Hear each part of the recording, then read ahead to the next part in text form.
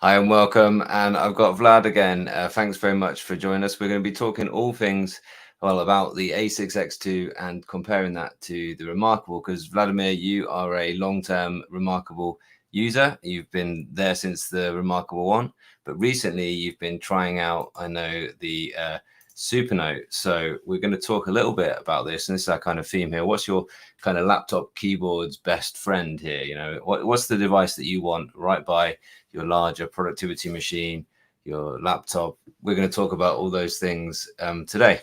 Tell us a bit about that, buddy.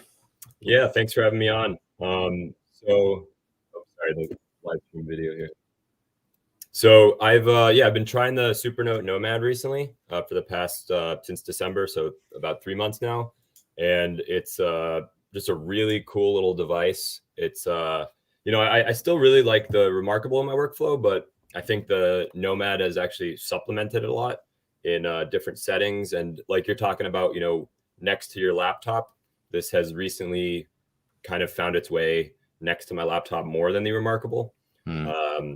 So yeah, just a really, really neat device. I know the last time we were on a kind of live stream, we talked about like the pens and all that, and I'm kind of really in love with these as well.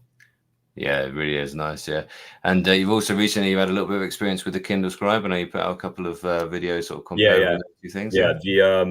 The Scribe, I really use more to read, and sometimes kind of do annotations on books and whatnot, and like save notes and stuff. So that's a fantastic device as well. You really can't beat it on the savings, I think. Yeah.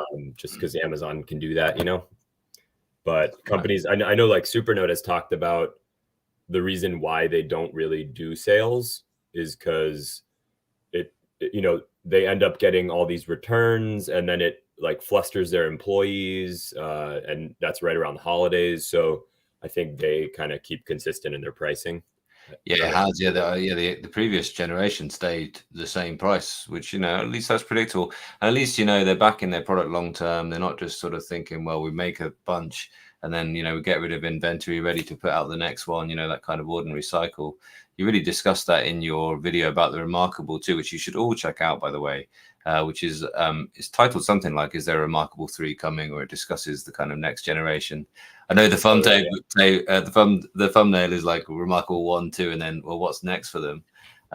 It's really interesting and points. I don't want to get bogged down into the old kind of argument with the Remarkable of like, are they remarkable or not? Actually, a hardware company or a software company or a marketing company. But certainly, it's interesting to think where they're going to go. Are they going to have a little bit of a reply after this? This device sort of seems to have taken everyone's imagination right now. Yeah, and I know a lot of people are pretty excited from what I've seen in comment sections about the A5X2 that's supposedly coming this year. Just a larger version of this. Yeah, but this size is pretty nice, right next to a sort of laptop, isn't it? And your recent video with your travel laptop, I think this sort of size, I think that's... I sometimes like on the desk I am right now, it's a little bit of a smaller desk. And so I actually find that like the Remarkable is a little too big sometimes, because if I want to have like my mouse and like other things and then the tablet, the Nomad just like sits perfectly right where I need it. Yeah. And with traveling, it's just so nice. So we're going to get into, we're going to talk about laptops today, because like me, you're very interested in the cutting edge. Well, we're going to talk about x86 versus ARM a little bit later on as well, and talk about where the big kind of processor companies are going. But we're going to talk about this one first and do a little bit of a comparison as well for you. Although I've got loads of comparison videos with the Remarkable and the and the Supernote already, and lots of discussion about that. And there's lots of technical things here, but this is really about that kind of experience sitting next to your more productivity orientated machine. I don't think many of us are giving up on the idea of using a laptop or a desktop. And please do, by the way, also chuck in your questions as we go. We're going to be talking all things productivity and really deep work related, and we're going to get into the processors and the RAM a little bit later. So I'm curious though, what are you currently using day to day right now, since you've had this a couple of weeks now, 3 weeks? How long? The Nomad? Yeah. I got it in December, right before the holidays. Right. So I've consistently been using it. I was, I actually, like we had talked about in the Remarkable 3 wish list video you were mentioning, Mm. how you wanted a drawing app. They Yeah. have Atelier now. And Yeah. so that was like, I know when you got yours, like you had to, it's funny because it didn't come preloaded with it. You had to like install an update. So yeah. And then that was like the first thing I did, and I tried it out, and I immediately was like, "Wow, It's cool, isn't it? this is Yeah. exactly what we wanted." Right? Yeah. It is, yeah. I even emailed Supernote after, and I was like, "You guys did it! Like you created that." I mean, I still have things that I'd like to see improved on Atelier, but Yeah. they really created that that kind of actual like pencil sketching feel where you Yeah. can control the type of pencil you're using. Yeah. Yeah. And they have their eraser is fantastic. You can really de-shade like I was talking about. And also, yeah, it's just it's just awesome to see on this. And It I really know is. you've been using it a lot too, right? Yeah, I had this. I went to the museum with my daughter, and I was sketching some statues and things at the museum, and this is what I'm just showing there. But it's really, really lovely to use, and I think it is just it's bringing that sort of use case that bit further, but not just by just saying, well, all right, you can have any app on there now. It's really making things bespoke to this device, and I think that's really it. So that's, I guess, one. But I was going to ask you what two things are you really liking about this well, I'm going to backtrack 1 second. I'm going to ask you, has it, first of all, managed to replace your Remarkable entirely in the kind of 2 months that you've been using it? I would say no to replacing, but has it taken some of my attention away from the Remarkable? Absolutely. I got the did you get the white version or the crystal one? No, yeah, I got the same, the crystal, yeah. Yeah, the crystal. I really like having the upgradable storage too. That's Yeah. really nice. The one thing, I think just honestly, like the pen feel, I can write a lot neater on this than I can on the Remarkable. I don't know about you. Yeah. Like my penmanship is just generally better on this, I find. Yeah, it is. Yeah, I just think that's I think that's the feel of the pen, like as in this sort of physical way the pen looks and feels like a pen. And then I Yeah. just think it's the way that the kind of the screen grips that bit more, the pen, it just gives you that bit more control. And I do think, it isn't the only thing, but it's I just think it just feels easier to write like that. Yeah, and I think it's something also about the tip, Yeah. Like I've always liked really fine tip pens and mechanical pencils, and it just feels exactly like that, Yeah, it does. Yeah, it is Do you that use sort of fineness do you in use it. the standard pen more, or do you use the Heart of Metal pen more? I have been using this one. This Yeah. is the one that I've been using just because it's the newer one, and I'm trying out this sort of newer device and living with it. And it hasn't. At first, I thought the kind of slightly rattliness of it Yeah, that little shake bothered me, but it hasn't. And that's an interesting one. I did think that I'd stick the Heart of Metal and go with it. I still think the Heart of Metal is the better pen, but Yeah, I don't. it is a fun fidgety toy, right?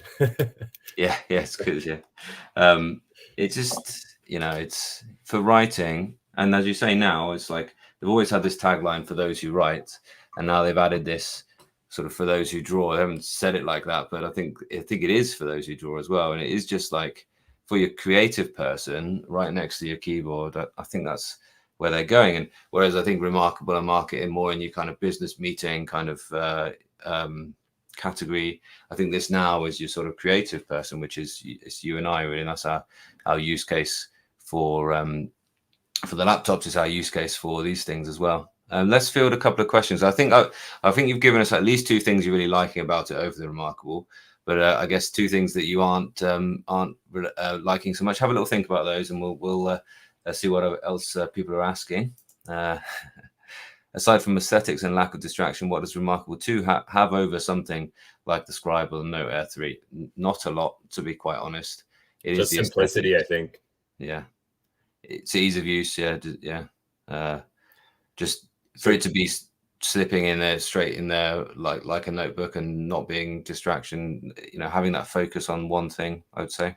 Yeah. So Kit, that is one thing that I've found to be not a pain point of the Nomad, but like something that it takes a little bit of getting used to, just like all the gestures, the kind of interface of the software. There's no typical home screen like the Remarkable has, Yeah, I think that's it. So for me, I make my own sort of this contents page. This is fast becoming my home screen, and then I go here, and I've got my sort of my main teaching documents that I need here for sort of fast access to those. And in here, I've got my my planner and any kind of important first access things. It is a bit of getting used to. It is weird how they haven't just made a home kind of total home screen. I think it is about making it your own, really.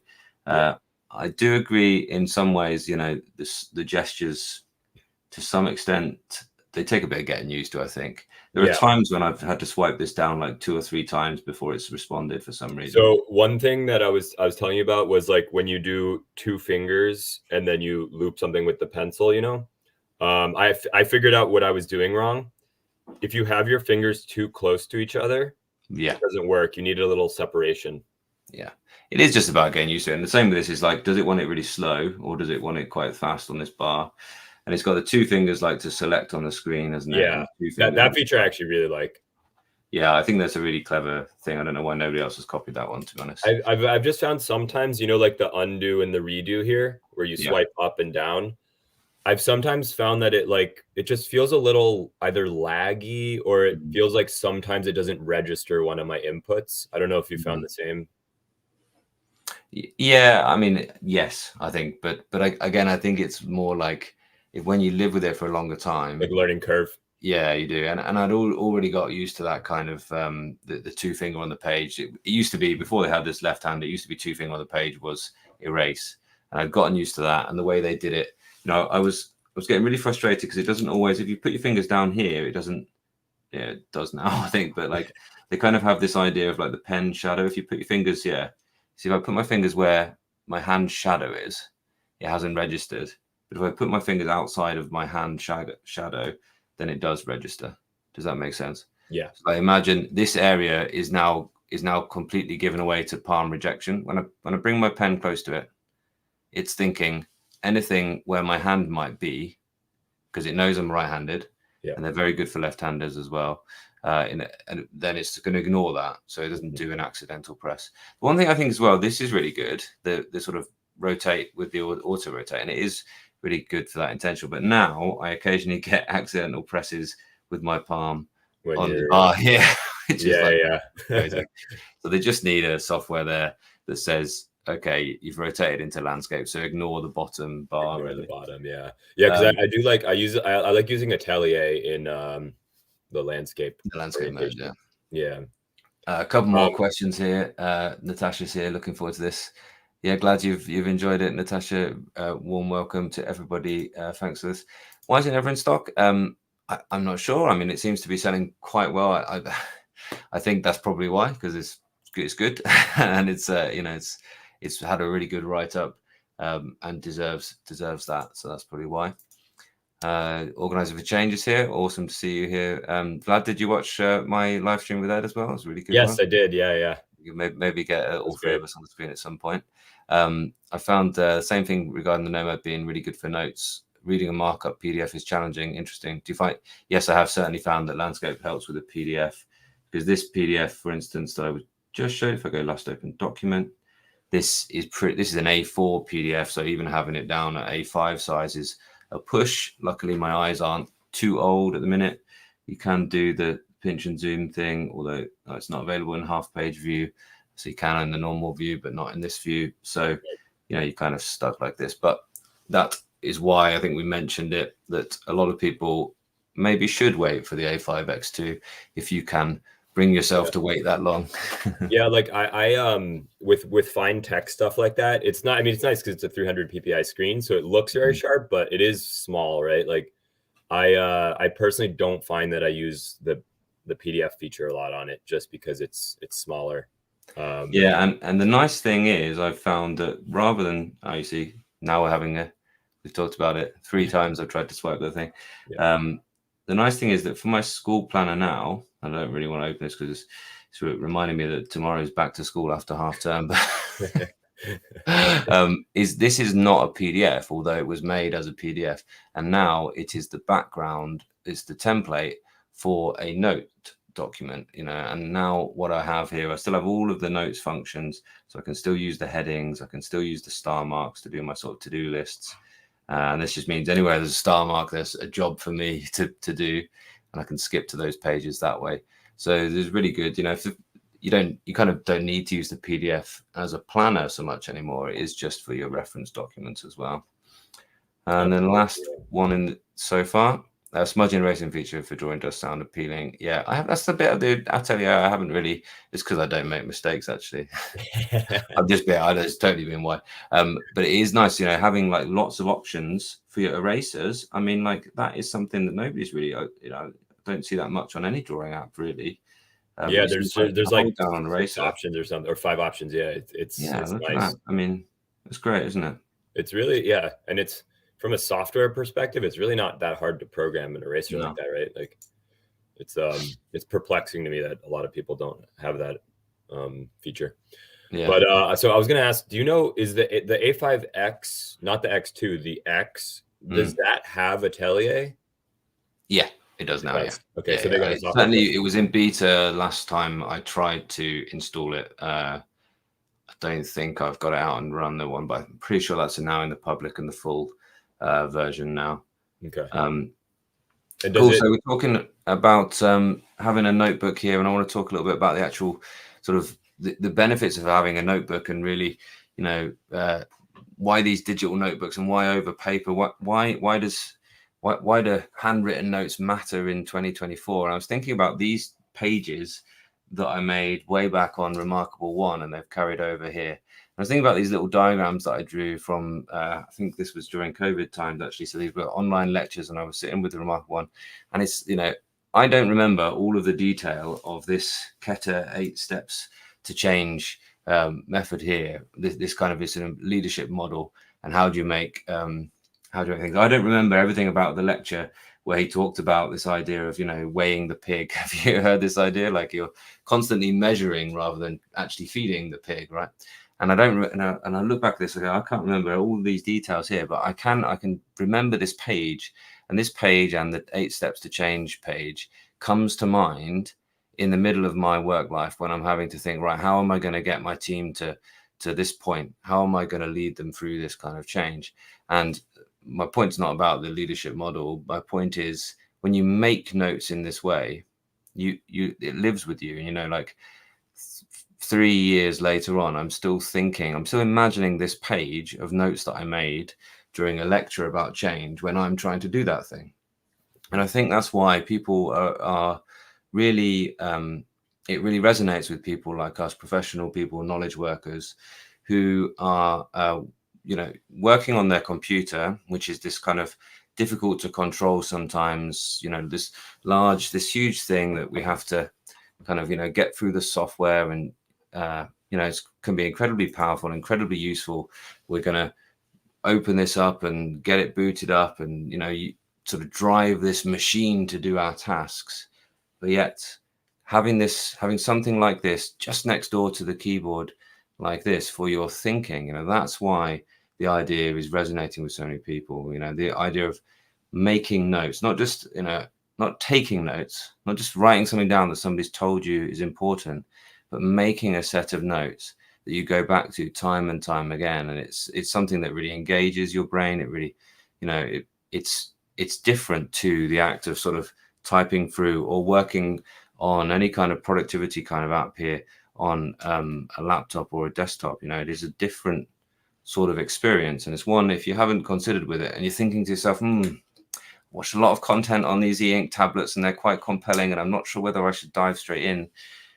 I think if you are asking yourself those questions, then you're probably finding the laptop on its own isn't doing everything for you. And I would suggest having an e-ink tablet next to your keyboard like this is something that you will get along well with, and it's something that you can you can jump into and you can use, and you will find those digital benefits. Because I'm also hearing a lot, I'm also hearing a good amount that people are saying, well, how can these companies want to charge me almost 500 quid for something to replace paper when paper works just as well for that? There are just that number of benefits to allow you to, get this into the digital space quite quickly and work between those two things.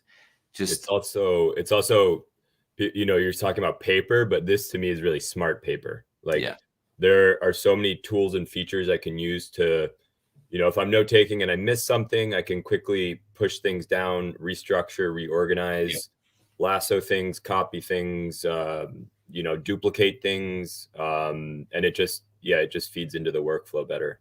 Yeah, so you can just move this off to the side, make an extra little note down here. Instead of having to either erase it and rewrite it, or just like start fresh and rewrite your notes on a new page, Absolutely, yeah. Which is a time suck. And the undo button is always there. Yeah, absolutely. Yeah, I think that's it. And all of those pages, this is like, it's a 50-page document, this notebook, which is still there, carried in the same sort of form factor, but it would have been, I imagine, it would have been lost maybe, in a notebook that I'd stopped carrying around 3 years later. I wouldn't be able to reference it back that quickly and easily and find out what's the name of that model, what's the details about that, now that I'm ready to do that kind of deeper thinking. So what are your any more thoughts about sort of in our shared notes here, you had kind of discussed how you digest a lot more when you actually take notes on paper or e-paper, whatever. So like, for our discussion later, we're going to talk about PCs. Like, I have these notes where I was able to organize things, highlight with marker, just like really kind of point out things. And the way I organized it is like I was watching a lecture, and then I quickly structured it in ways where after I wrote it, I already remembered it. And then I reviewed it yesterday. And so now in my mind, I can like visualize that note and like remember parts of it.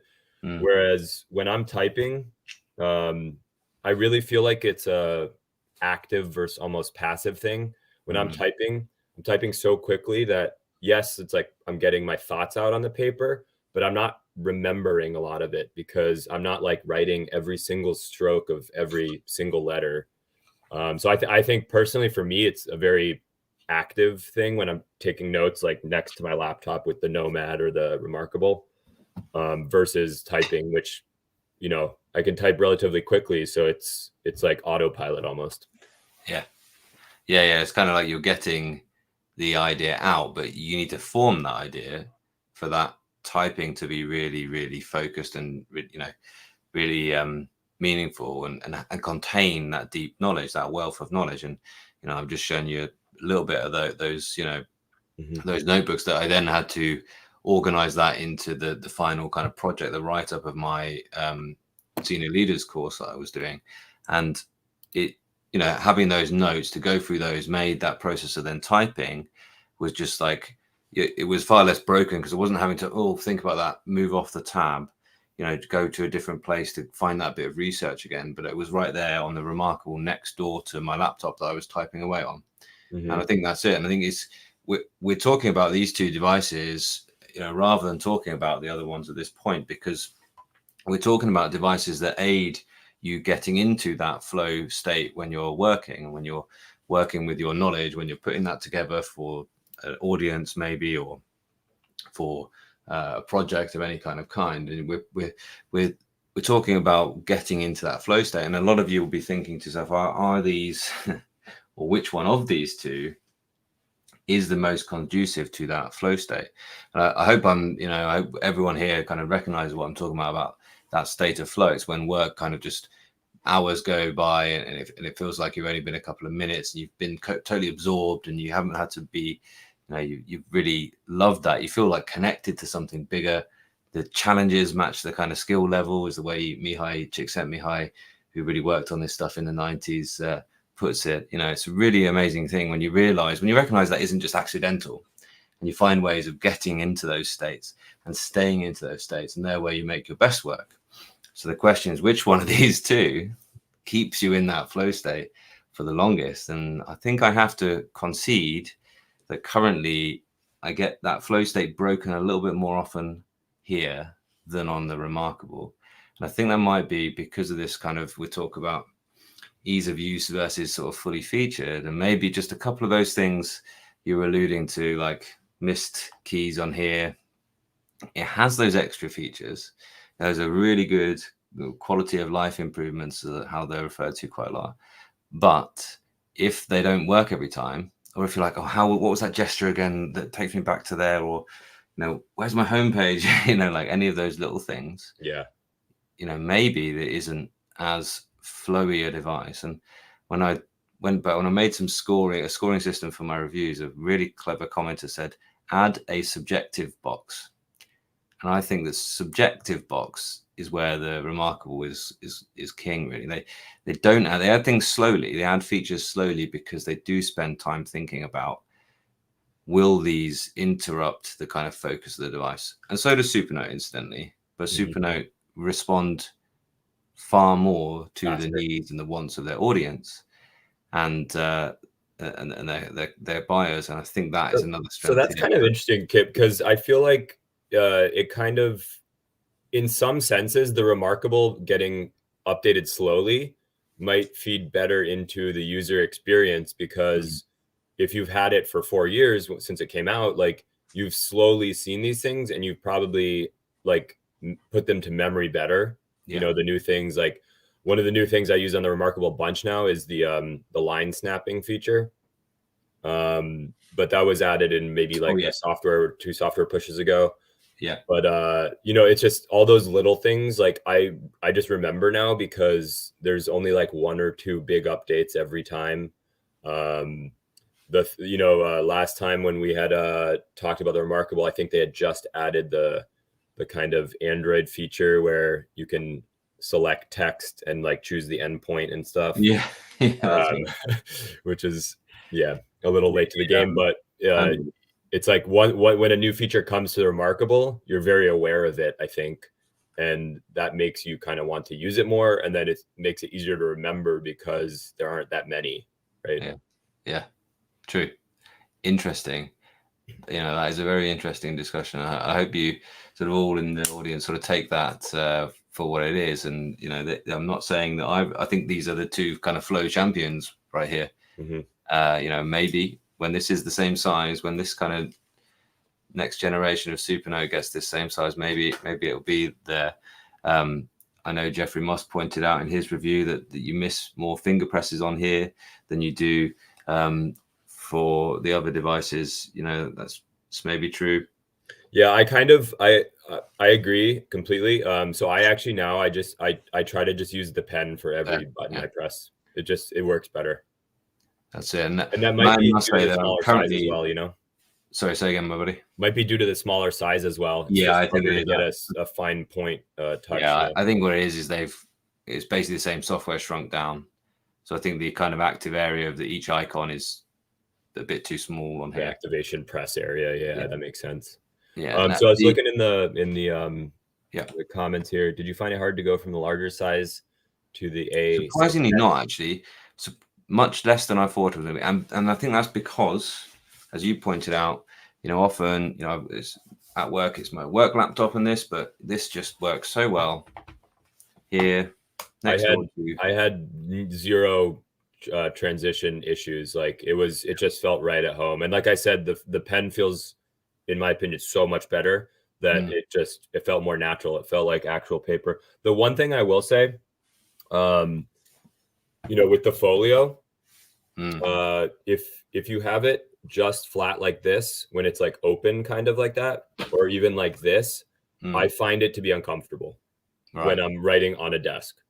It's too raised and it's too lifted. And I find that my penmanship isn't as good. But if I just take the Nomad and just throw it on the desk, then that's when I have the best penmanship and it just feels more comfortable.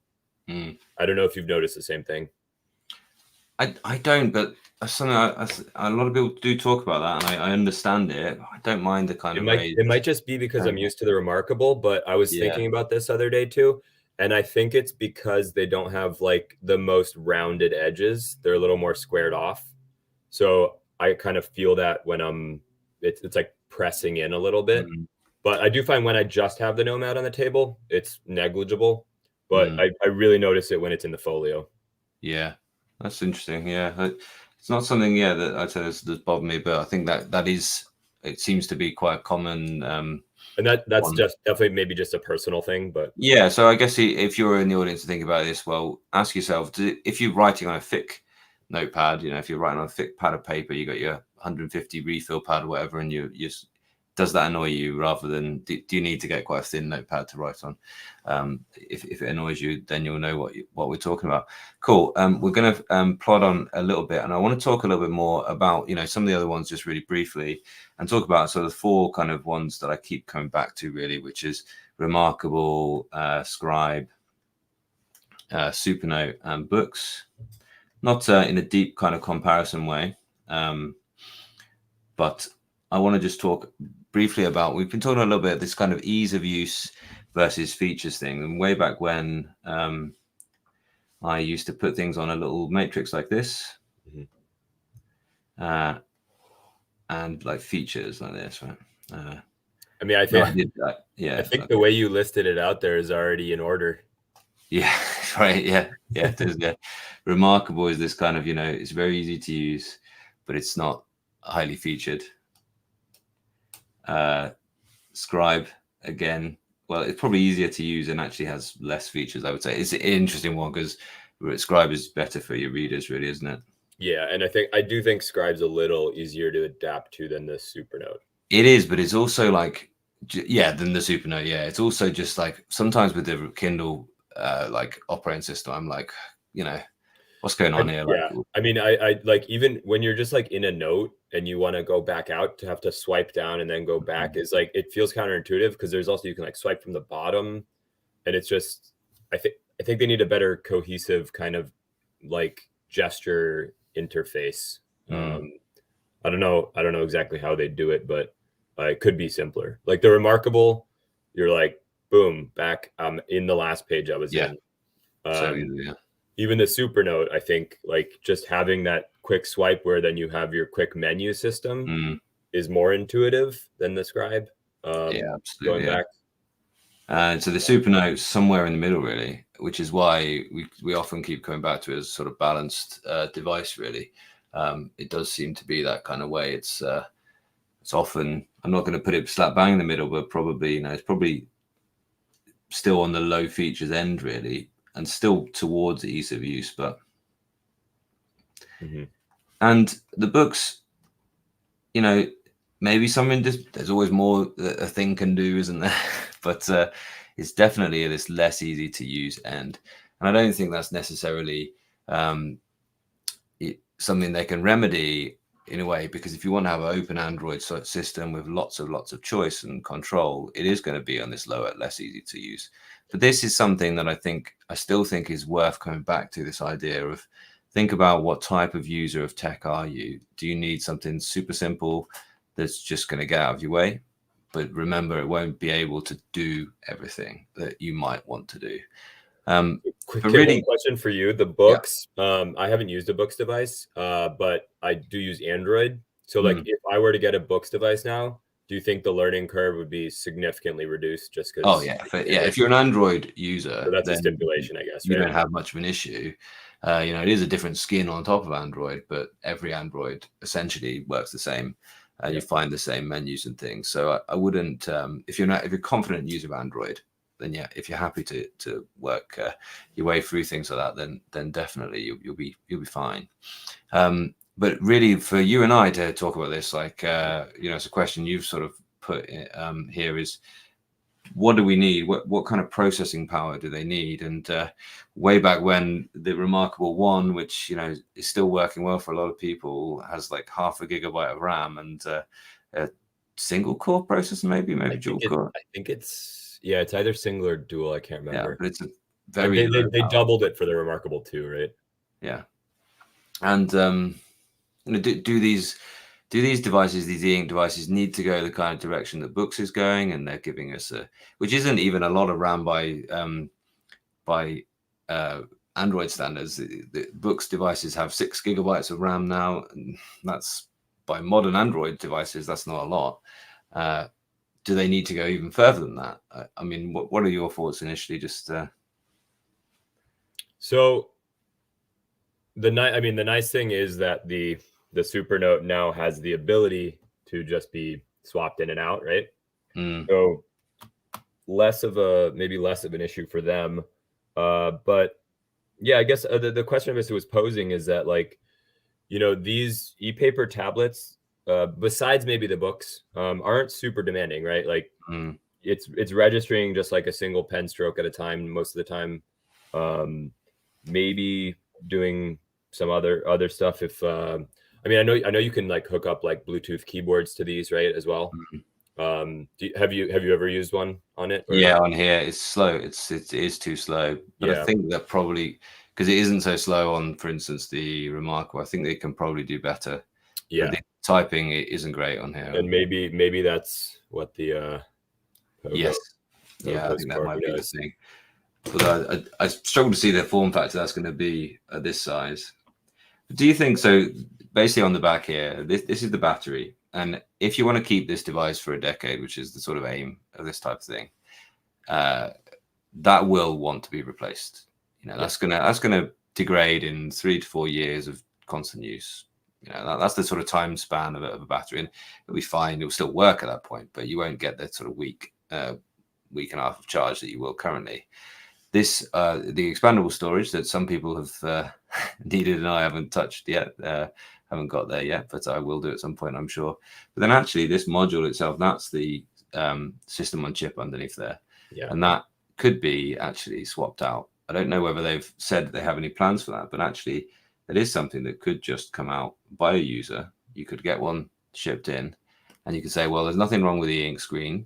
The ink isn't going to move that fast. And that's a question. Will actually the ink screen be, and the pen, technology be obsolete more quickly? But that's kind of the only thing that couldn't be replaced on here is the ink screen. Yeah. And regarding the screen, it's not the most intuitive because you would actually just get a whole new shell of the device with the screen in it, right? And then you could reuse your SoC, your battery, your back case, back card, whatever. But yeah, I mean, we talked about that in our last stream. We were actually, I think we were discussing like if there would be a device that would have customization, and then like a month later, the Nomad came out. Yeah. Which is it really is. It has exceeded expectations massively. And books are the ones. So what books are doing right now is they have GPUs. They call it Book Super Refresh technology, and they are using. It's not the most powerful, but they're using Snapdragon chips, which are, they're the ones that you get in the highest end kind of Samsung phones and everything like that. There's Snapdragon. Kit, do you know if the books like the Tab Ultra C Pro is their most powerful, newest one, right? Yeah, that's right. So does that one use Snapdragon Gen 2 or Gen 3? Do you know? I'm not sure. It's a 6225. I want to say off the top of my head, but I don't know exactly. My guess is because it came out in the fall, right? Yeah. So it's probably Gen 2. I know it's limited to Android 12, so that probably tells you sort of where it is. When I did the research on it, I think it was about 3 years old. Okay. It would have been in. So it might not even be Gen 2. It might be like Gen 1 or something. Right. But I going back to your question about how much processing power do these need, I think we can agree that Remarkable, Supernote, Scribe really don't need that much, right? Books really is the one that's pushing the limits because they have the Book Super Refresh technology, and that requires a decent GPU. But I think one interesting thing, and we're going to probably get into this more when we talk more about Intel and AMD and Apple and stuff. But I do think at some point they will probably try to have a MPU in there, like a neural processing unit, just because those can do very like power efficient tasks. Mm. And I know one, you know, I don't have a Books device, but I've watched like all the reviews on them, including yours and some other people's. And one of the things is that they say is that Books Super Refresh does affect the battery life a lot, right? Oh yeah, massively. So, I mean, yeah, you know, it's becoming more of an objection for people actually, and I think people are really, you know, finding it. You are only getting really similar battery performance that you would get out of an ordinary LCD Android tablet, and that is not what we're used to with e-ink. Yeah, and it is, you know, it's one of those things, especially since we've had now the Books Note Air 3, and we're like, oh, hang on a minute, I did really like this. I did really like this battery life, and I don't miss the Books Super Refresh that much in daily use for note taking and reading. right. That's the thing, and so, you know, that Note Air 3, the black and white version, is one of those kind of, you know, actually, you know, it doesn't have this amazing thing which is what really is drawing everyone into books, and what books have done for e-ink, which nobody else has emulated really, but they've missed out on something else that people loved, I think.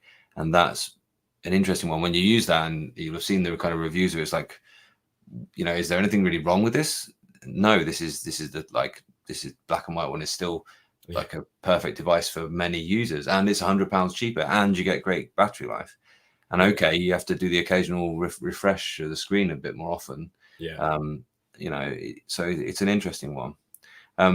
Before we just move on, let's get a couple of questions in a minute. I also just want to say, we're noticing drawing it like this is really who's going to move their devices into this quadrant of this, you know, who's going to be able to do this well, you know, to really find this, you know, really high featured device which is still easy to use. That's the opportunity here.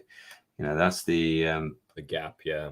For somebody, if you're watching this, if you're a developer, fit that quadrant. Yeah, that's what we want to see. Let's get some questions, and then let's fire into our chat about the laptops and things. Ed asks, did you find it harder to go from the larger size to the A6 to writing notes? Yeah, I found it was easy to adapt to. Absolutely. I think we mentioned that, didn't we? And we both sort of surprised ourselves with how easy we found that to adapt to. And I think having that rotate was fine.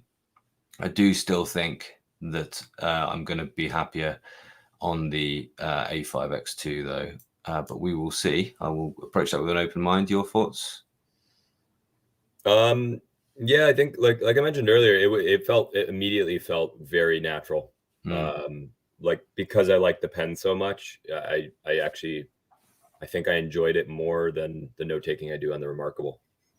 Yeah, absolutely. Yeah, you enjoyed it more than the note taking. That's really fabulous too. Yeah, just because, like I was saying, I don't know why exactly, but my handwriting is better on the book. It's just more of a pleasure to write on it, isn't it? Yeah, it's like the you know, the Heart of Metal pen's beautiful. I love the pen, but also these fine tips are just what I'm used to. Like I always liked fine tip ballpoint and mechanical pencils, and it just feels at home, you know. Yeah, and exactly. It's like my handwriting's like it's not, when I say significantly, like my handwriting's significantly better on the Nomad than it is on the Remarkable. Amazing, yeah. Yeah, people have talked about this. Grid and freeform line snapping would be useful in making your own templates. Could be cool. Yeah, absolutely. And that's somewhere where that drawing thing could. When you say atelier to people, you think about designers more than maybe artists. So maybe it will go there as well. That'd be a really interesting. I'd love to see shape snapping too. Like I think Books has that, right? Yeah. I think those things will be in the works for Supernote. Yeah. Yeah, Justin does more size. Looks so puny next to Remarkable 2. It does, doesn't it? But also, it doesn't look out of place next to your laptop. That's why I'm trying to sort of get this, sort of size this up for you at this point. You know, I've got a pretty big laptop. It's a 16. Is your MSI 16-inch? What is 16-inch? Yeah, and it's you know, actually it looks right on this desk, you know, next to it. Although I used the big one, the big computer, but on any desk, on a coffee table, it fits, you know, the two of them side by side with room for your mug of coffee, the essential.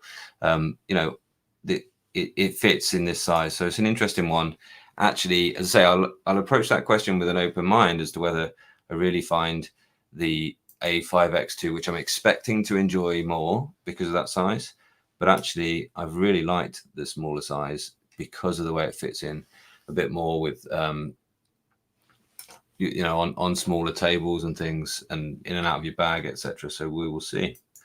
Yeah, I like the size because sometimes if I'm working on a open table and I have the laptop and then the notepad in front, the Remarkable creates like almost too much distance, where then the keyboard's like out of reach. Yeah. But if I have the Nomad there, it's like right there. It's small. It's like yeah, absolutely. It's just enjoyable to take notes with.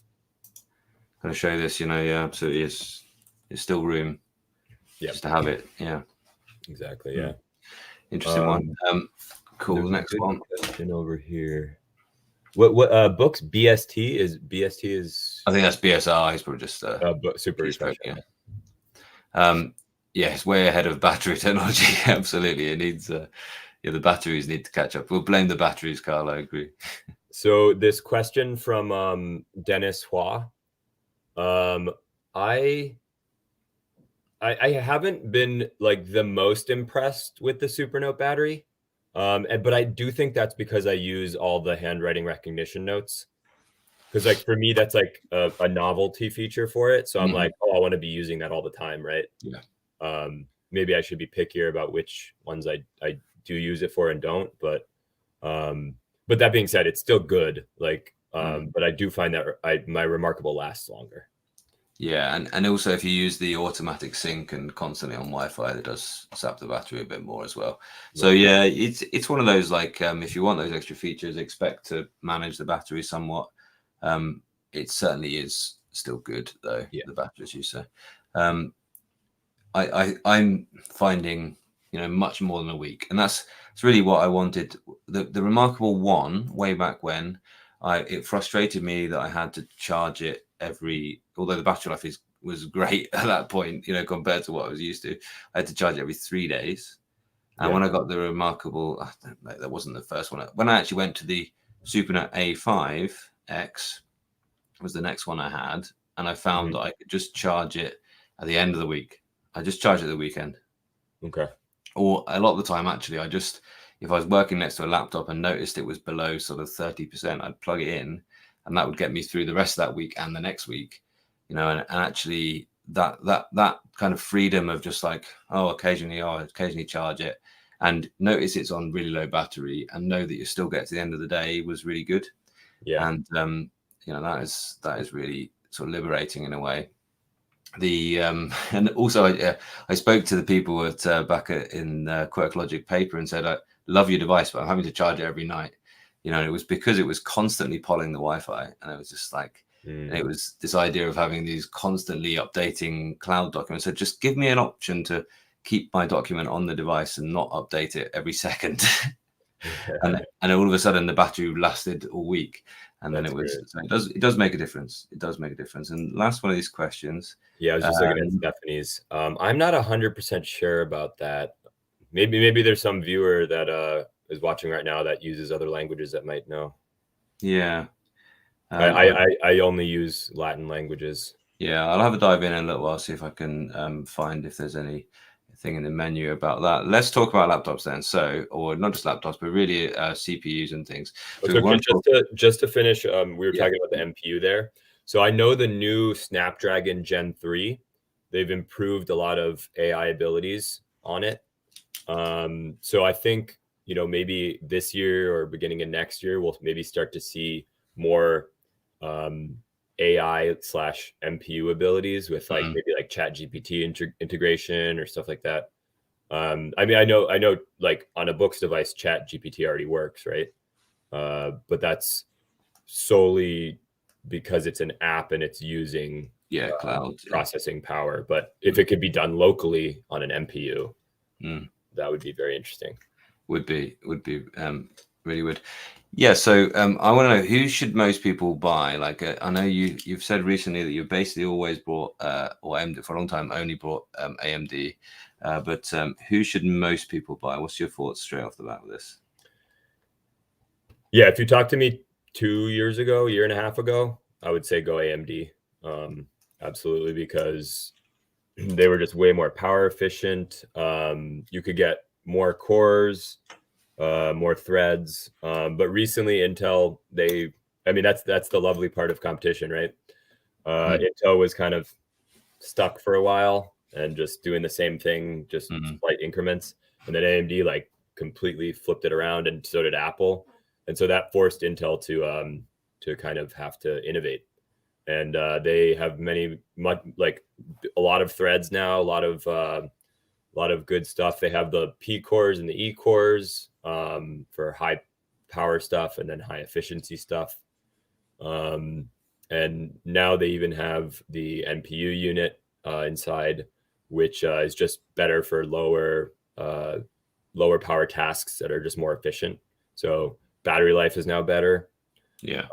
So this Intel, this is the latest one. So the latest ones, Intel have just launched Meteor Lake. And I've got the 7, the Core Ultra 7 it's called. Right. And it's the 155H. Yeah, 155H. So the confusing thing, if you're buying a new computer with a new processor, is how this nomenclature like tells you about its age. Right now, you can buy Core i7s, which are 14XXX, right? And this 14 means 14th generation. And I really want to just say this to you all, because if you're somebody who doesn't know that much about laptops, you'll see the badge i7 and think that is the same as Core Ultra 7 or i7 from a little while ago. And it's really important that you look closely at this first number as well as the others, but know that that number means its generation. And right now, Intel have the 14th generation and the 15th or the first generation. This is because this is a 1, the Core Ultra, which means first generation of Core Ultra. So they're leaving behind the i3, i5, i7, i9 after this year. So they've put out the last generation of chip again, and they're leaving that behind and now moving to this Meteor Lake processor. This is a first generation Core Ultra, and it has 16 cores, 22 logical processors, meaning that, like, I guess that means 8 of those cores are hyper-threaded. My quick maths, maybe 4 of those cores are hyper-threaded, meaning it can sort of double up things on some of those. And it also has an NPU, which is a new thing. And this is the first generation of Intel processors that have NPUs, which means neural processing unit. And you just told us a little bit about that. And the aim of an NPU is to offload some things from the CPU or the GPU, which are AI related tasks, so not non-cloud based AI processing, and aim to do those with better efficiency, so put less strain on your battery. Yep. Now, having used this device for a little while, bear in mind it's only been out for, this processor is only 2 months old, if that. And the previous, I think the Core Ultra 3s they had, and 5s they had out, have only been out for 3 months. There's only one app that I've been able to see the NPU actually fire up. And that has been using the sort of camera effects. So, when you're meeting, you can blur out your background. That otherwise, you can do that on a lot of laptops. Sure, you can do that on things that, as long as they've got a CPU and a GPU that can do that kind of 3D processing, then you can do that. But it will use a lot of battery power to remove the background. Whereas the NPU can do that process on a separate part of the chip and use less battery whilst it's doing that. Yeah.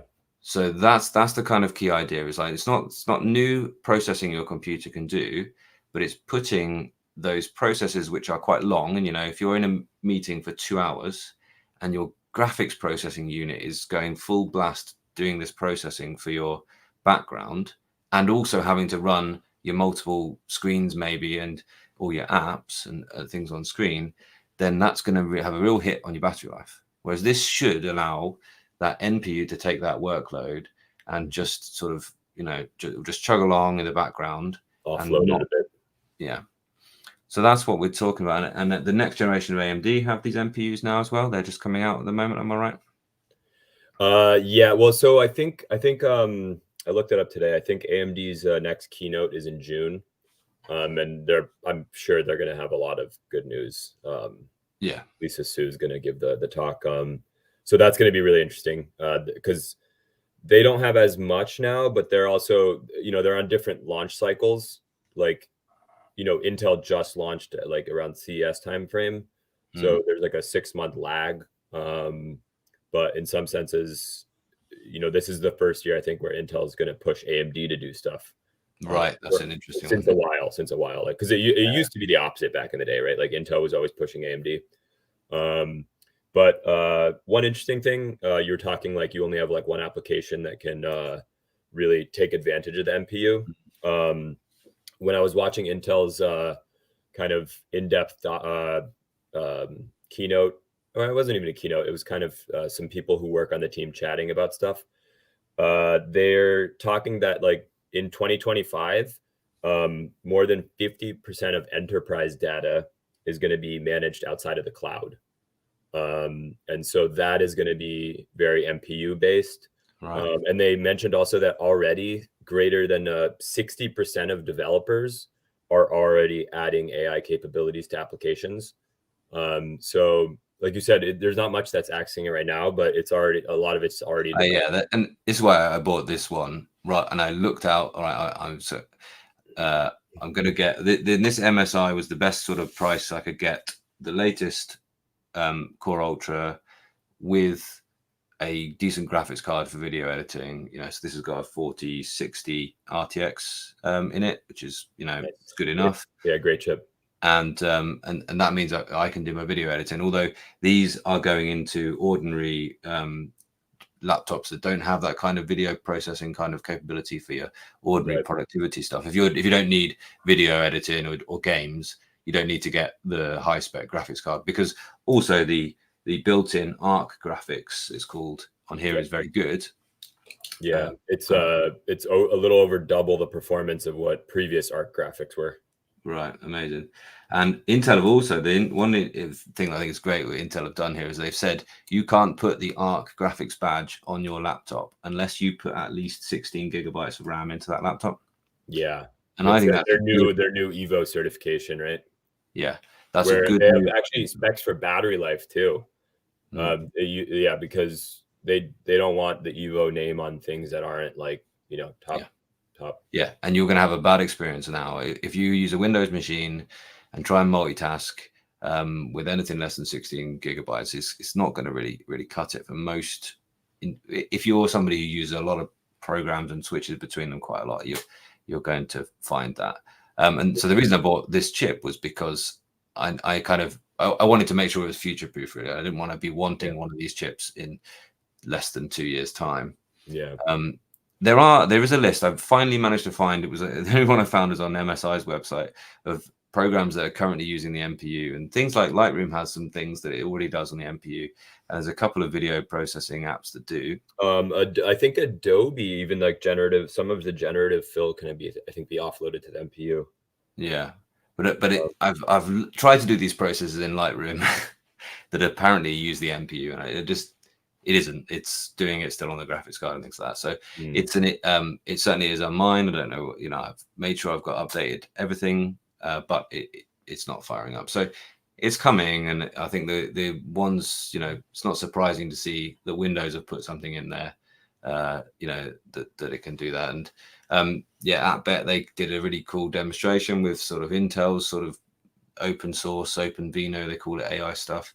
And I've got that on a video that I put out recently, if you're interested, where they sort of use it in Audacity to spit out tracks. And so there are things that can do, but it is in that kind of developer phase. I think some of the chat here talking about developers and what their kind of thoughts are later. And it's this interesting thing that Apple have made people move quite a lot, quite quickly because of their switch to ARM. And I did want to ask you about, how you'd see chips going. Will we start to see more Windows on ARM? And have you tried Windows on ARM yet? Have you tried it's the Surface Pro 9, I think? Yeah, I've tried some Surface devices that were on ARM, but to be honest, I tried them earlier in their life cycle where they weren't very good. I've heard they've gotten a lot better, just in general. I don't know if Windows is really going to push that route, like for, it's good for like battery efficiency and stuff for ARM, but I don't know, now that they're really getting into the MPU stuff, I don't know, maybe they'll make some ARM, or someone will make some ARM chips that they can use that have the AI abilities as well. But I don't think that's currently a thing. Someone correct me if I'm wrong. Yeah, and Apple have, the M series chips have always gone down this route of having the neural processing unit in there as well. So yeah, they've already had that. Yeah, and I think they knew that was coming with the Vision Pro and how much intense kind of AI workloads were going to go into. Yeah. That's a good point that you bring up the Vision Pro, because I think it's important to remember about these things. Like, this is kind of the first gen for Intel specifically. Like you said, Apple's been doing it for a bit, right? But so it's like the reason you're not seeing a lot of applications use it is just because it's so new. But it's like when the iPhone came out, right? Like you couldn't send like a MMS, like you couldn't send a photo on the iPhone. There wasn't an app store. Like there weren't things you could do, right? But just like the Vision Pro, like there isn't that much you can do on the Vision Pro. Like it's cool. Like you can set up screens and whatnot. And like there's the, FaceTime with the personas and stuff like that. There's some cool demos, but it's really the beginning of the technology. Yeah. And it's just a platform that people are going to develop on. Yeah. And this is, I don't think this is for this discussion right now, but we're talking about these great e-ink devices, and I just think they are the opposite of a Vision Pro, really, aren't they? They're just like, I mean, this. So what can you can either have this next to your laptop, or you can have all the screens in virtual reality, like so funny story, kid. I was my gym has like a little table in the front, and I was like shooting off some emails. And I was using my Nomad. I was on the laptop. And then all of a sudden I'm like invested in my work, and I look over and there was a guy with the Apple Vision Pro. And he's like in the middle of the gym, and he has his like 16-inch MacBook, and he's using it, but he's like kind of staring into space. I think he had like 3 monitors up there in the Vision Pro, and every single person that walked by just started cracking up, like, because he looked like he was in like space or something, yeah, and yet still typing on a physical keyboard. And we're kind of at this inflection point, really. And then I'm like the opposite over there. I'm taking notes on my Nomad. This sort of digital analog device here is fascinating, isn't it? Really. It really is. Yeah, but just to talk a little bit more about the MSI briefly, I've done a sort of first thoughts on it, and I'm going to do more on it as well, and I'm going to do a video talking more about these processes and where they're going as well. But it is a really good thing. I haven't had something with such a good Windows Hello on it as well. I don't know if you're a fan of Windows Hello, or if you. I like Windows Hello, yeah. Yeah, and it sort of takes the screen away as it when you come as well, and it's like the laptop's got a great amount of input output. Although, like, do you find like using one of the USB-C ports for charging all the time means you've just not got enough USB-C input? I don't know whether 2 is enough really, and. Does yours have 2 legacy USB? No, they're both Thunderbolt. Oh, yes. You mean Type A? No, just one Type A. Okay, so there's one, and then an HDMI back there. Yeah. Okay. So it's kind of like you are stuck in dongle land, really, and yeah. I mean, I feel like for a 16-inch laptop, like 3 should be the minimum. Yeah. I mean, when I use it at home, like right now I'm docked up, so I just have one USB-C cable going into the laptop, and then the dock has everything else plugged into it. But yeah, I feel like having 2 is sometimes a little limiting. I mean, the laptop I'm on now has 2, and when I'm out doing something, sometimes I do wish I had a 3rd. Yeah. Yeah, absolutely. Yeah. The other thing is, it doesn't have. Is it true? Like because the graphics card uses a PCIe lane, it was slot, and I've noticed the equivalent. This is the Prestige 16 is called. The equivalent that doesn't have a graphics card gives you a second bay for an M2 SSD. Is that because that line is not being used for the GPU? Oh, yeah. It's probably less heat pipes inside. Right, I see. They probably have more space to add an extra SSD. Yeah, so I think that's a choice. I talked about, don't immediately think that it's just always better to have the GPU, because actually for some of you, it might be better to have a second SSD, ultra fast SSD rather than the GPU. Kit, one thing, you were talking about nomenclature earlier, like the Core Ultra 7 there. Yeah. It gets even more confusing because they're shifting out of the Core i5, Core i3, Core i7, but the Core Ultra 7 is like the middle of the road on the higher end of processors. So they also have the Core 7, which is like less powerful, less graphics. And then they even have one level below that, which is like, it's just like Intel processor or something like that. So that'll probably be for like the budget, like $300 laptop, $400 laptop. So they're getting rid of they're finally retiring the Pentium and the Celeron names then. Yeah, because those were weird because they would put those in laptops, but then there were also desktop versions, which were way more powerful. So it was a very confusing nomenclature. So they're shifting stuff, but it's not getting any easier to understand. But generally the like you're talking about on your Prestige, the Core Ultra 7, that's a chip that is meant like specifically for content creation and gaming and stuff, with the art graphics. So, you could have a pretty good experience. Maybe you're going to be gaming in 1080p, not like 4K or whatever resolution the screen is. But like for content creation, you can probably edit through 4K video on that. The Core Ultra 9 has the 185H, and that's just a little more powerful. I think it actually, I want to say yours is a 28 watt processor. And I think the Core Ultra 9 is like a 45 watt processor. So it just basically gets fed more power. So anyways, those chips are good. Like you don't actually need a GPU for those. Yeah. You can still have a nice experience with it.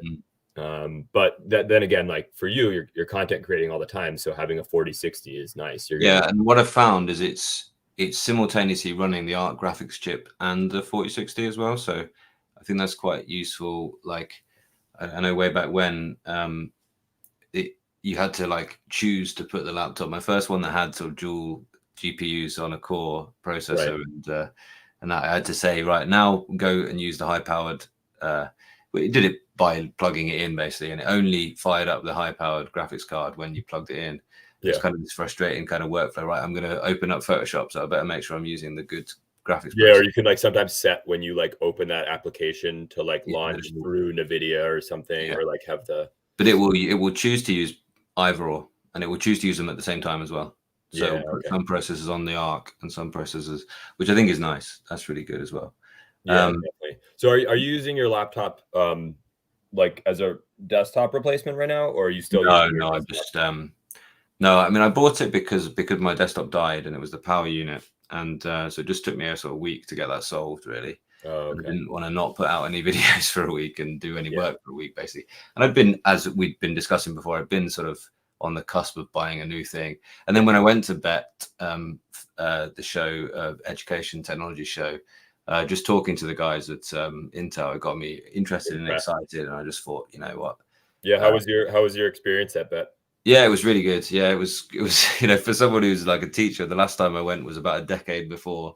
And, I was there as a teacher, sort of like looking at things like visualizers and everything like that, very different technology back then, probably. Right? Yeah. It was fascinating. I was expecting AI to be like everything, and it was in a lot of places, but the thing that was everywhere was gaming, like in an education setting. And I thought that's a bit sort of a surprise, but actually when I thought about it and talking to the chap from Gaming Scotland, the Esports Scotland, was like actually to get people really interested in computer science and everything like this.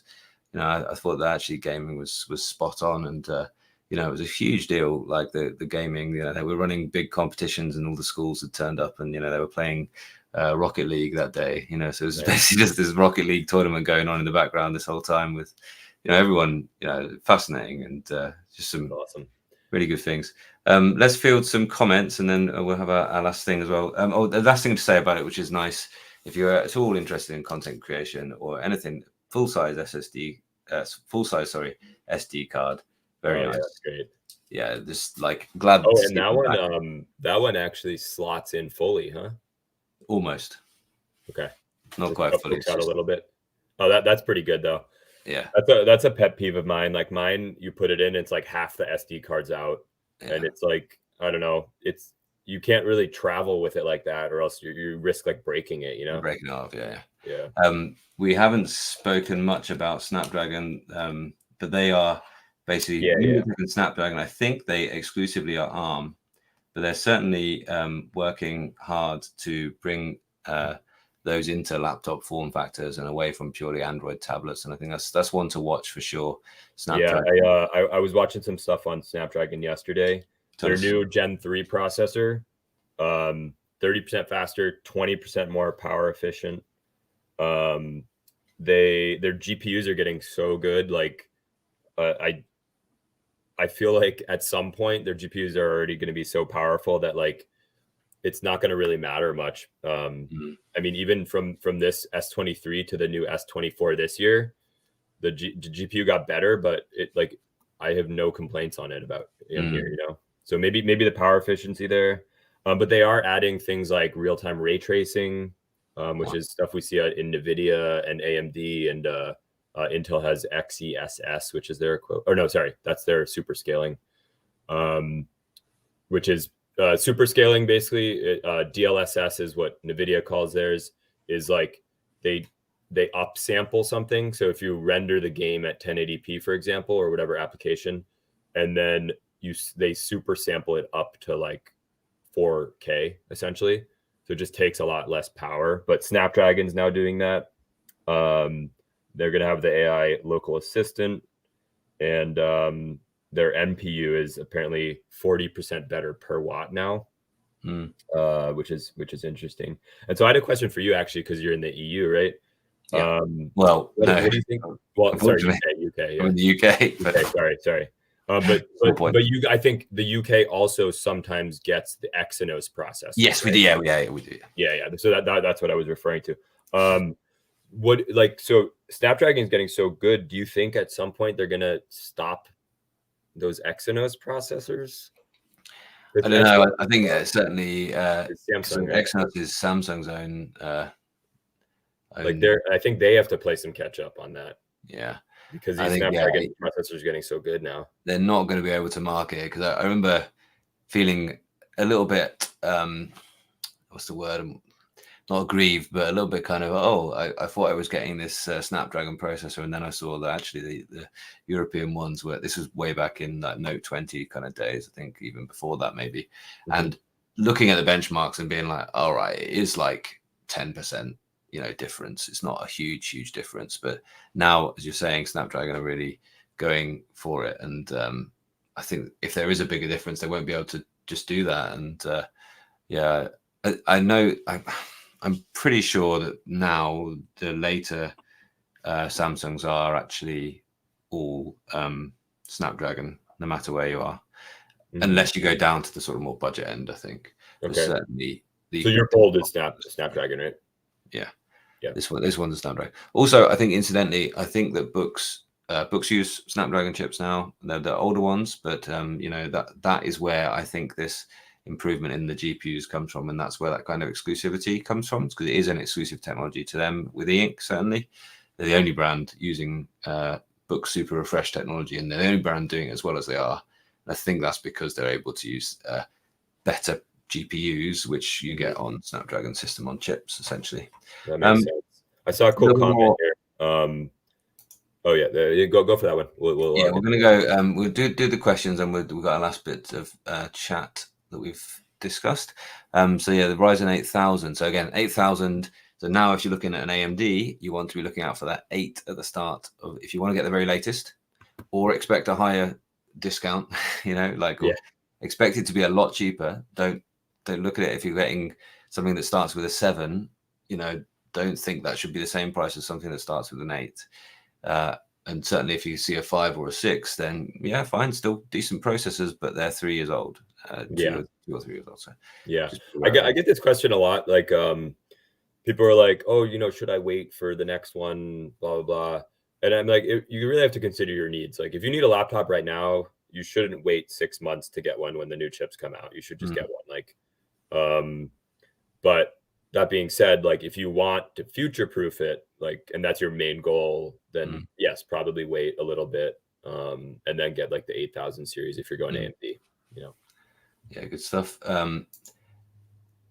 Yeah, so Snapdragon X Elite, that's their Windows on ARM chip. I think Snapdragon big claims when it was announced. Haven't kept up with it. MWC in Barcelona. Yeah, so that's Mobile. World Congress. Yeah. Worlds, yeah. That will be interesting. I mean, we've talked about Lenovo a lot and their like laptop integration. I know the smart paper they have isn't great, but you know, if anyone's gonna make a laptop that does e-ink right, hopefully it would be them. I think because they've already experimented a bunch, right? Yeah, they're certainly, you know, they're not stopping with that device or that line. They're not stopping with their kind of ThinkBook Plus, which is the sort of innovative ones. Did you see the ThinkBook Plus with the Android tablet that you rip off the screen? And it runs it literally runs Android and Windows, right? So you pull it off and it's an Android tablet. It's got a totally separate processor, I believe, in the screen. Yeah, in the base, and then the base has the Windows one, right? Interesting. Yeah, that's interesting. So that is a fascinating concept for an e-ink screen, I think. Yeah, but it's not an e-ink screen. I think they should have. They had one which was a little screen here on the side. I think they should have a e-ink screen. Yeah, like this. So it would have to be a bigger laptop or a smaller e-ink screen. But could you imagine this is your full-size keyboard, so enough space for a little tablet off to the side, which is like your scratch pad, basically. Yeah, and that one had a siloed pen too, which was sweet. Yeah. So, and then you could just pull that out, you know, and that's almost like the satellite device. You could take that and read something on the sofa, you know, but it's got all the access to all the files on this. It's got a low-powered Android system here. You know, that's what I think they should go down there. I think that would, you know, this use case is compelling for people, having it next door to your laptop like that. Yeah. That's okay. What if Lenovo were to make an e-ink integration device? Is that what you think your ideal one would be? I think so, because I think you need to, like, having it on the back was silly, because then you can't use both screens at once. So like, yeah, you know, and we were talking about books earlier on, and one reason why books might be your ideal companion is that you could just fire that up into Space Desk or whichever screen sharing app, and you can have it as an extended desktop. You know, that's a nice thing about having the full Android system. You know, some being able to switch from it being your notepad to being able to actually just stick a document over there to be able to reference it whilst you're typing.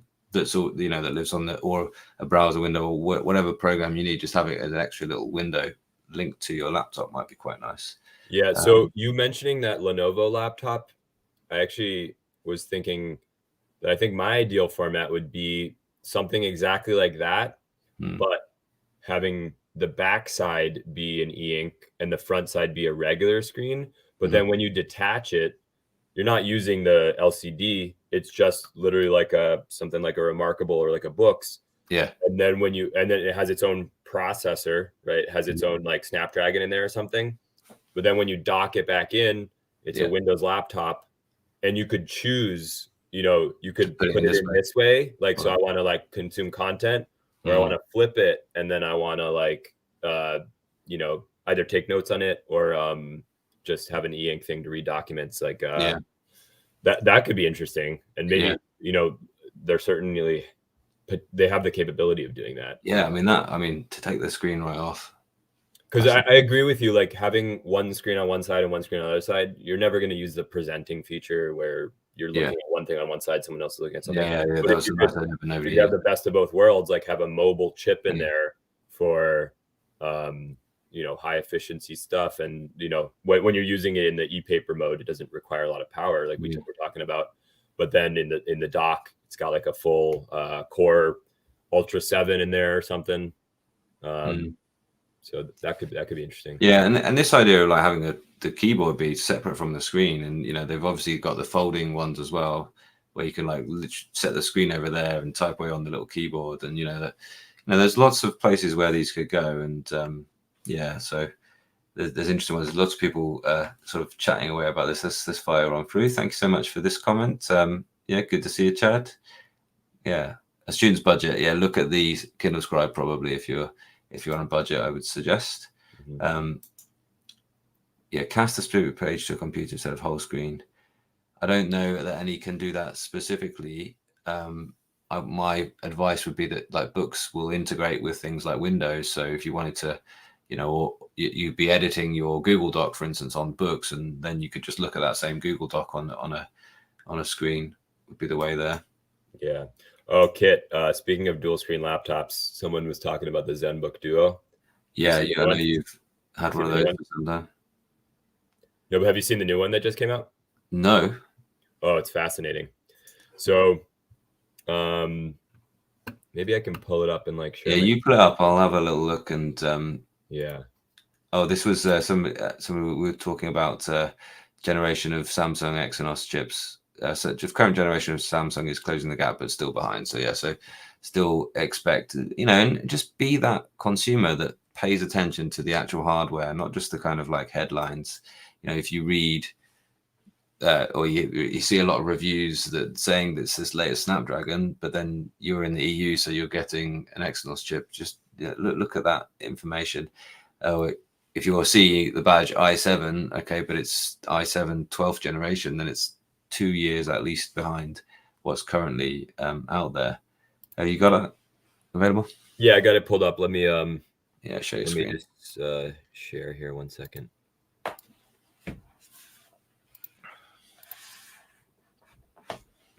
Okay, I just shared. Cool. Now you just add that to the stream. There we go. All right. So if you look at this, looks like a pretty normal laptop, right? Yeah. So what they did is the actual keyboard. Oh, nice. Undocks. The whole thing, yeah. Yeah. It snaps on, and when it snaps on, it has pogo pins. So there's zero latency, and it charges the keyboard too. Yeah. And then if you so you see here, you can once you undock it from the screen, it immediately Bluetooth connects to it. And then you can use it. There's a built-in kickstand, and you can also use it in portrait mode. So for like developers, it's amazing. And it has touchscreen support, pen support. And then if you see this little thing on the bottom here, it has a built-in kickstand. So, I see. So it sits up like that. So it sits up like that. So the top screen is kind of at like eye level, and then the bottom screen is maybe your like peripheral screen down there. Swish, yeah. And it has two options. So the Core 5 or Core 7 Ultra version comes with two 1080p screens, and then the Core 9 Ultra comes with two 3K OLED screens. So you can see all the different modes here. They kind of show, but yeah, super cool. Definitely looking forward to checking one of these out. And it's got the new Intel chips, and even with two screens, apparently the battery life's pretty good. Yeah, that's something we didn't actually focus on a lot with the Core Ultra chips. Is like, yeah, I'm reliably getting sort of 8 hours of use out of it, which is not what I was getting anywhere near on a previous generation of Intel chips. So yeah. All right, that was it. I'll stop sharing here. Yeah, fabulous. Thank you for sharing that. Yeah, so that was that one. Thanks, Gregory. I appreciate you. Just somebody really enjoying their Nomad. I'm glad to hear that as well. And how many bugs we found in the latest Supernote update? Not many. I've heard of a couple, but they're kind of like workflows that I wouldn't be using, so I wouldn't have discussed those as well. Yeah, do fire in if you or somebody in the audience has had any bugs with theirs, then do let us know. I think that's all for just now, but do fire in for the last little. Yeah, did we talk? Sorry, I didn't see. Did you talk about Dennis's thing about AR glasses? Oh no, I didn't know. Yeah, that's a good one. We'll go to that. So AR glasses, like XR glasses or Nemo glasses, have they the potential to replace? So I think right now, to get anywhere near a good experience with that, I think you've got to spend the money and get the Apple Vision Pro, because I know that some people now are looking at the Meta and that's saying actually for some use cases the Meta Quest will do that, and Meta are really pushing the Meta Quest systems, and I think their Pro model is about $1,000 and £1,000 somewhere in that region. Yeah, something like that. But I think that probably, and that will probably be okay if you want to kind of sit and just do, whereas the Apple Vision Pro is trying to do everything in AR. These other ones, I'd love to try them.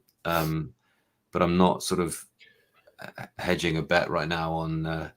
I'm not sold on it right now. And it really comes down to hardware restrictions. So like that guy was telling you that just whipped out the Apple Vision next to me. You know, it took me a little while to get his attention because he had AirPod Pros in too, and he was lost in his own world. But I did get his attention eventually, and I talked to him about it a little bit.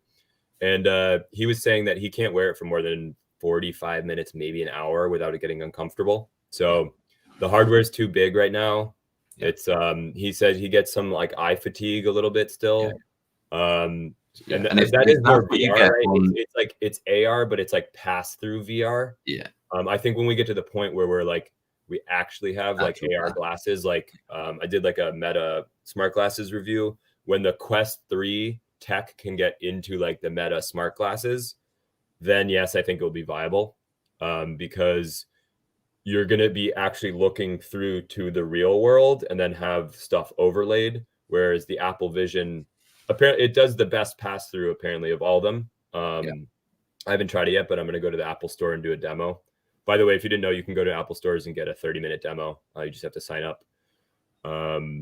Once it becomes you're actually looking into the real world and you're not just looking through a screen, I think they will be viable ways to have 3 monitors in front of you without any hardware there. Yeah, that's right. And I think, with the eye fatigue thing, so you got the heaviness of this thing, and then with the eye fatigue thing, I think those screens seem to be the very best screens that in any VR glasses ever. The Apple ones, you know, the pixel density on those things is insane. Nothing has been done like that before, and that's been an absolute exclusive. I don't know who's making that for Apple, but that's for me that's the standout tech really in that thing, because the cameras are just excellent smartphone cameras. You know, they're not better than the best that you can get in a smartphone. You know, so you're looking at the best smartphone cameras that you can. So it isn't going to be great, isn't going to be perfect like reality. You know, like I should take photos of my children with a £3,500 camera, because you know that's what makes me satisfied with that. And that isn't perfect yet either. So to go down to something that's got sort of a rig of cameras, you know, it isn't going to be the best. And if you're still getting eye fatigue on the very best screens that we can make right now, well, it isn't the answer yet. But it's an interesting one where we go in the future. And incidentally, you know, I'm currently here in my setup right now. I'm still using the RLCD screen here, which is absolutely wonderful for just looking at type. You know, if I've got a document on here, if I want to do any typing in this room, I stick it up on here. You know, it looks really big because it's on my teleprompter as well. But you know, and its typing is really comfortable on that screen for long periods. The Apple Vision Pro is not going to be as comfortable to look at as something big like that for working with text documents. But if you want to see a dinosaur coming at you, then that isn't going to cut it. So that's the difference. You know, you've got to choose. We're going to be choosing. Do we want to focus on our bits of digital paper? Do we want to focus? Or do we want to get immersed? Or do we just actually need to sit and kind of, you know, watch something on a screen that's not too taxing and somewhere in the middle? And that's where I think we're at really at the minute. Been some really interesting chat here. Yeah. So one more thing about the AR glasses. I think it'd be really cool when they do get to that point I was talking about, where they're you're actually looking into the real world and you're not, you know, maybe you have a screen up there somewhere, but that's like a really cool use case for note taking, because you could be watching a lecture with your glasses on and then just have your Supernote right there, and you're taking notes and no one would even know that you're watching anything, you know. It's like absolutely, yes. Fire through just a few more of these. A Chris is making some points. Seems to be a mission creep. Yeah, we've talked a lot about the Supernote earlier on. I know you joined a little bit later, my guy. But that's, if you want to after this go back to the start, we spent about 40 minutes or more on that, but it was really good. And also workflows, like check out the live stream I did with myself and Ed from Organizing for Change on my channel, because we give you some real tips on workflows in that as well. Yeah, that was great to watch. Yeah, development here for glasses style wired headset. I think at £1,500 or dollars rather, meant for computer display productivity tasks. Could be comparing its price and size. You realize the Google Glass thing was ahead of its time really in terms of what it was aiming to do. But I can imagine that screen wasn't going to replace even one of your laptop screens, let alone do this kind of multiple productivity thing. Yeah. Why am I not CJ? I'm going to do a comparison of those. Of why not an e-ink external screen? I do have e-ink external screens. I don't have anything quite this size or in color, but they're sort of coming into the world now as well. So they'll watch this space on that one, and I'm going to make some comparisons between different screen technologies that are out there. Yeah. When do you think Books is going to come out with a Kaleido 3 monitor?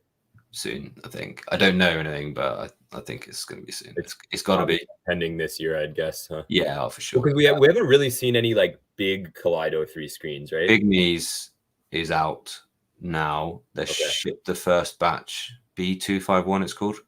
Okay. They're also doing one with a 12th generation Core i5 on the back. So it's and or you can just buy it as a monitor basically. So that will be interesting to see how that works. Compare that to RLCD and those comparisons. I'm excited and can't be wait. I actually just tried my first Kaleido 3 screen. Hey, the Pocketbook in Color 3. Yeah, it's a great book, by the way, if you haven't read it. Advancing Your Photography. Okay, thanks so much. Yeah. Well, I need book recommendations as well. Yeah, I know you're on a mission, right? Yeah. How's that going, by the way? Yeah, it's okay. Yeah, slow down a little bit, but I got to a real start. But I've read a couple of really long ones in the last little while, so the numbers haven't gone up, but I've been going through the pages just as fast. Nice. Thank you very much. Yeah. Main system is the iPad Pro 12.9. Want to add e-ink? I would say perhaps go the smaller one, just because you are then, you haven't got another quite large device in your sort of tech combo is what I would suggest with that. And that's Air 3, not Air 3C. Okay. Yeah. I was going to say the Air 3C doesn't have great battery life, right? But the Air 3 does. Yeah, it does. Yeah, much better. Yeah.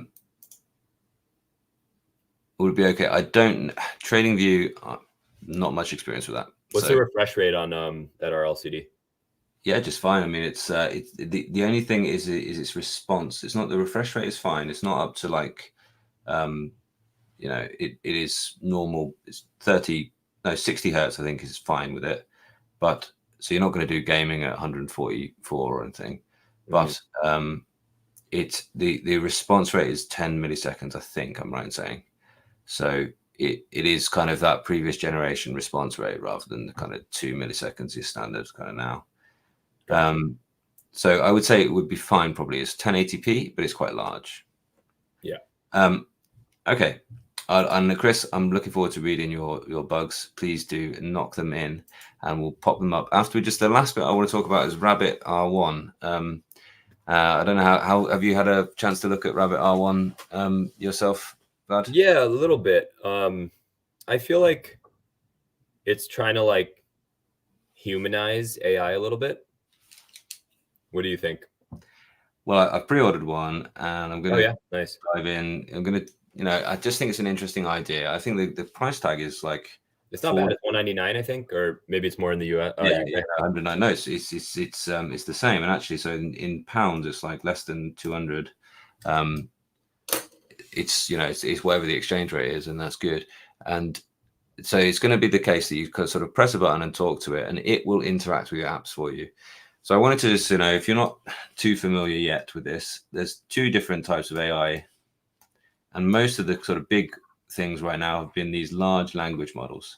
So ChatGTP and Copilot, GPTs, sorry, and Copilot, they're examples of large language models. So they study, like they learn what we have said or written, and they then give us text which is sort of similar to that. And so it has the mistakes that we make in it, which is one thing I think is very interesting. The kind of common misconceptions it makes are the common misconceptions that we make. That's what they are. They can basically make text. And so most of these AI integrations are, how can we integrate this amazing new ability to make human-like text and do human-like thinking processes? This Rabbit R1 is a large action model, right? And what it is how can it interact with things like we interact with them? So it will not learn how to make text, and it will still use ideas from the large language model, but it will look at how do we interact with our apps, and it will interact in the same way. And some of the things in the sort of press release that I've read recently is like they've listed out things it's very good at. Like it's very good so far at like ordering food or organizing a ride. It's not necessarily so good at doing things like maybe operating complicated software like word processor or something like this. And that's where I want to see the thing go. Like, okay, on the one hand, does anyone enjoy using Uber? Like actually pull out your pocket. It's an app that does a thing, right? Or do you enjoy going on? I never use this at all. Hardly ever use Uber, of course. That's partly because of where I live. But do you enjoy going on Just Eats, for instance, and do that? Well, it's going to be very good at in this first iteration of just going and you say, order me a pizza. I like this, this, and this, and it will say, yep, I've opened that app and I've found this thing and I'm ready to submit. This is the order. It should be here in 30 minutes, and then it will do it for you. Whereas, so it will avoid you having to go in and use those apps on your phone. I just think it's quite an interesting point. For me, this kind of one of the frustrations with using ChatGTP and Copilot is fine. It can make me good bits of text, like it can make me good questions for my lessons. But then I have to go and then copy and paste those into my PowerPoints. And that's something I can't stand doing, like all my files of any kind. Not that I can't stand it, but it's something that it's not interesting or exciting. Yeah. But soon I would like to be able to generate the text and then tell it where to put the thing, and say, okay, insert those into slide 3 and make it look really professional. Find me an image. Yeah, I like image free, and make it really big so it can be read from the back of the room, and just sort of make those commands and have it do the organization on the page rather than having to, operate the kind of icons and click around and all the kind of things that just take time. So I don't know, your thoughts about that? And I don't know whether I don't think Rabbit R1 is going to do that in terms of like operating PowerPoint programs. Yeah. But where this is going, why this has taken so much interest of people. Any thoughts on that? Well, so yeah, I mean, I think the Rabbit R1's interesting for a few reasons. Kind of like you're talking about, between LLM, LAM. Sorry, that's a little bit of a tongue twister. But it's working with different models, and I think it's going to be something just cool. That's like, it's like a very, I don't know if you like to call them like monotasking or unitasking devices, which is what I consider like the Nomad. Yeah. It's something that's the opposite of your laptop, which is a multitasking device, right? But I think the Rabbit R1 is going to be kind of like that in some senses, where it's like, hey, I need to do some productive stuff right now. I need to create something, like show me a card of this, or like show me, whatever you need at the time.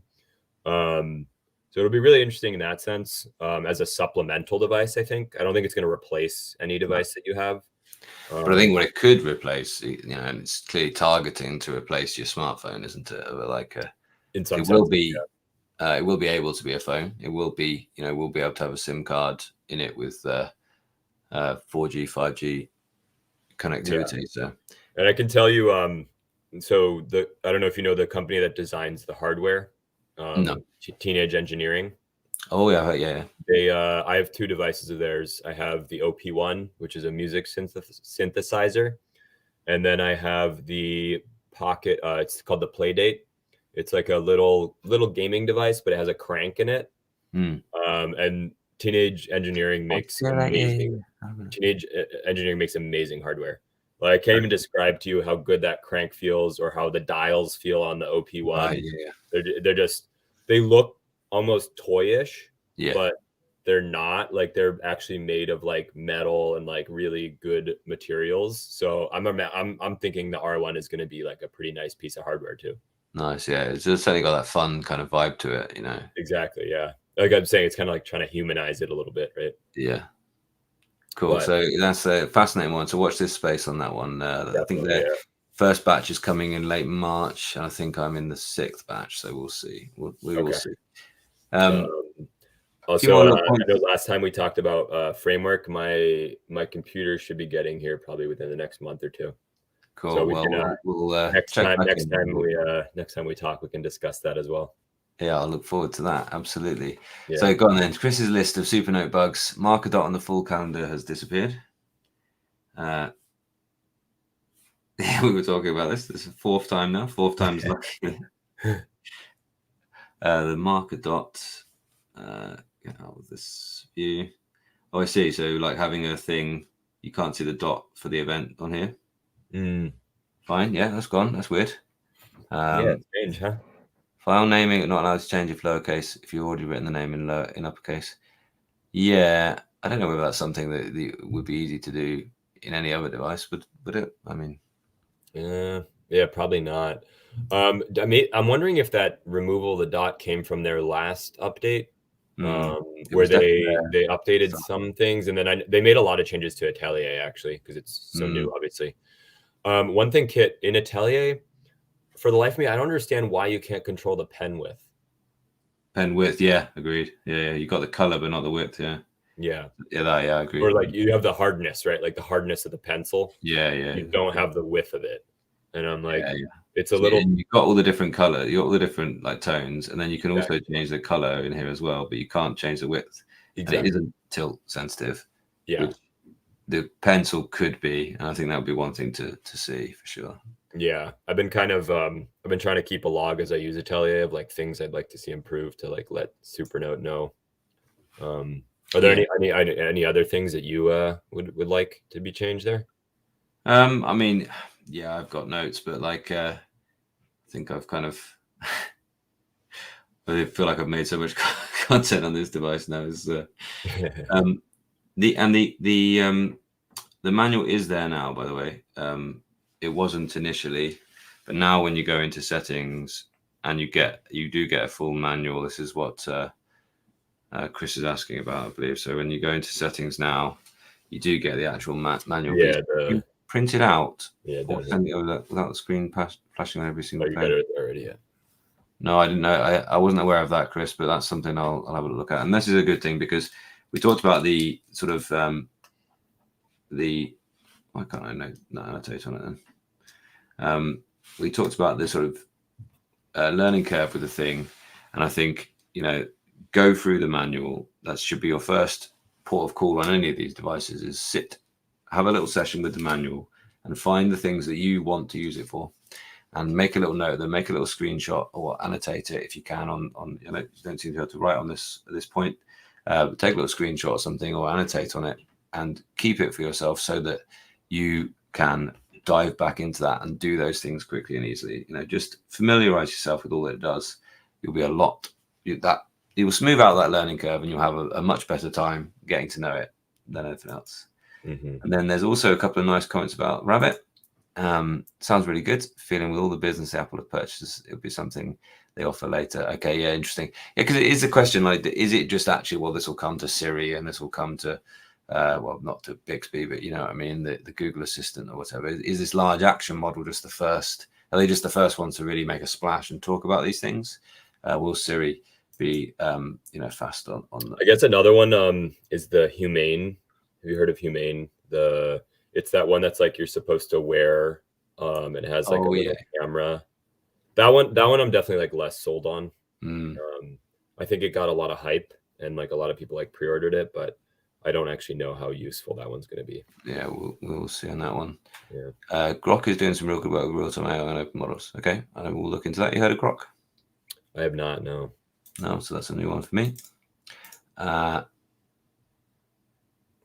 What will the neural pilot chip do? So we discussed this. It's a low power processing unit which can sort of take sustained AI tasks and offload them from the CPU. So what you won't see is that your computer will heat up really quickly when it's having to do an intense AI task, and it should be able to manage that in the background and not cause you such a loss of battery life because of that, and also not overheat the whole system so that it can't carry on running the other apps that it was doing. Yeah, and it basically, like for Intel, the way they use it is they use integer 8. So they do smaller, kind of like lower powered integer operations just more frequently than doing more complex calculations less times. And so, like we were talking about, like it's all going to come down to applications that develop with that in mind. And that's another thing about Intel. So you'll be happy to hear about your laptop is I think they have 4 different software stacks that they're supporting, including one of their own, I think, OpenVINO. So yeah, it's going to be really cool because they're just making it super easy for developers to get involved. Yeah. Cool. Awesome. And then keep smartphone away. Yeah, I know Rabbit's a good way to keep the smartphone away. Be looking to get dumb phones. Yeah, exactly. Burning tight. Yeah. Yeah, exactly. You're less likely to get distracted by an app if you don't have to actually open the app to sort of achieve the thing that you do. Mm-hmm. Yeah, I'd really like to try an e-ink phone at some point just to see how me too. my interaction with the phone. Yeah, and the Palmer's so surprisingly, the Palmer doesn't have sort of mobile connectivity, but it's still caused a lot of interest. People are still compelled by that form factor with e-ink. So fingers crossed.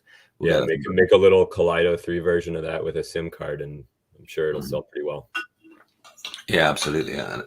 So that'll be interesting to see. But to get back to the M3 question there, I think the Apple Vision Pro is going to push a lot of what gets developed for the MacBooks as well. That's where it's going in, and they're clearly thinking about that use case, like along with your MacBook, which will probably have MacBook Pro might have a Pro or a Max chip in it, and linking that with your Vision being kind of your monitor for that, and being able to seamlessly go between. Now I need an AR experience. Now I need to focus on the laptop. That's where Apple will go with that, and I think that Adam Robertson there. I would love to see updated new kind of like something like a Pebble, or I even backed one on Kickstarter once. It was called the Agent, and it was an e-ink smartwatch, and it never made it to life, unfortunately. Yeah, same. Yeah. And I've looked into this many times, and I'd love to see more of these. Cool. So could we do a live stream? People working on that. Interesting. I feel like books and I don't know books, but Supernote would probably be amenable to that. I've invited Supernote onto one. I've had great interactions with them, and they're very responsive. Just they really listen. Yeah, they said they think about it. I said, why not just hang out in the chat? If you don't want to be on the screen and talk, I'll do a live stream with a couple of people or about your device. You hang out in the chat and answer questions. So we'll see. Watch this space, but yeah, great idea. Absolutely. Mm-hmm.